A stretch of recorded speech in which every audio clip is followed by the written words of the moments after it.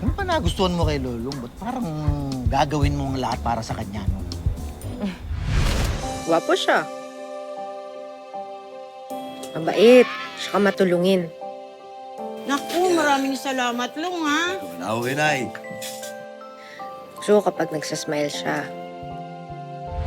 alam mo yung pag tinitignan niya ako, parang may respeto pa rin.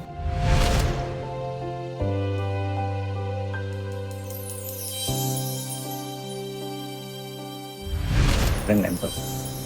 Hindi. Hindi kasi katulad ng ibang lalaki. Bastos. Yung bastos, parang talagang sa akin ka nakatutok, ha? Ay, hindi ba? Sorry naman to. O, okay na yon, nasagot ko na. Kung makatanong ka, kala mo nang i-interview ng empleyado. Hindi. Ang sa akin lang naman kasi, gusto ko lang masigurado na tama yung mga intensyon mo dun kay Lolong.